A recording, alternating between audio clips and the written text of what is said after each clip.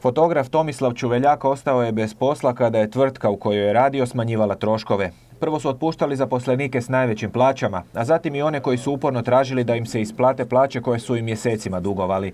To je nažalost svakodnevica zaposlenika kod privatnika u Hrvatskoj. Naravno, čovjek ne računa sa otkazom kroz svoj nekakav život i uzima i kratkoročne kredite i nešto i ode malo u minus na ovim.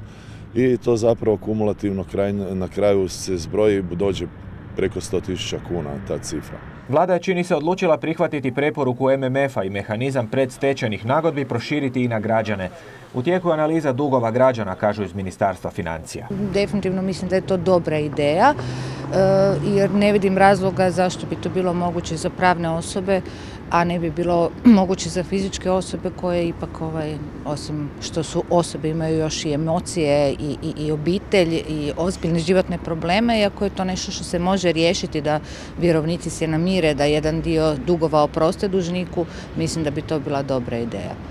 Najžešći kritičar postupaka predstečajnih nagodbi, sudac Zagrebačkog trgovačkog suda Mislav Kolakušić, smatra kako bi u Hrvatskoj u potpunosti trebalo promijeniti način donošenja zakona. Već i sam naziv budućeg zakona o stečaju potrošača, kaže, nije dobar. Zakon je po meni potpunosti promašen, jer nazvati ili nazivati građane Republike Hrvatske potrošačem i u potpunosti ukidati njegovu osobnost smatram potpuno neprimjeren. Te pozivam ovim putem da se promijeni taj naziv, jer koji bi bio sljedeći korak? Da zamijenimo osobne iskaznice sa potrošačkim iskaznicama. U ozbiljnim zemljama ovako važni zakoni pišu se godinama, a u Hrvatskoj tek po nekoliko mjeseci, što bi opet moglo dovesti do pogodovanja pojedincima. Ti postupci se moraju u cijelosti provoditi pod sudovima, jer vidimo šta se događalo u ovim postupcima, dakle, gdje su se nekima otpisivali milijuni, a drugima nisu.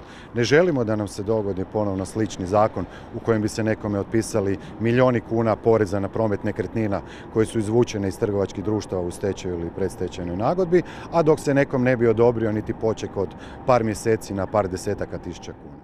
Dužnik bi tako trebao dobiti osobnog financijskog skrbnika koji bi onda raspolagao njegovom imovinom. Iako se nagađalo o postavljanju limita od 100.000 kuna za oprost duga, za sad nema naznaka da će se on doista i uvesti.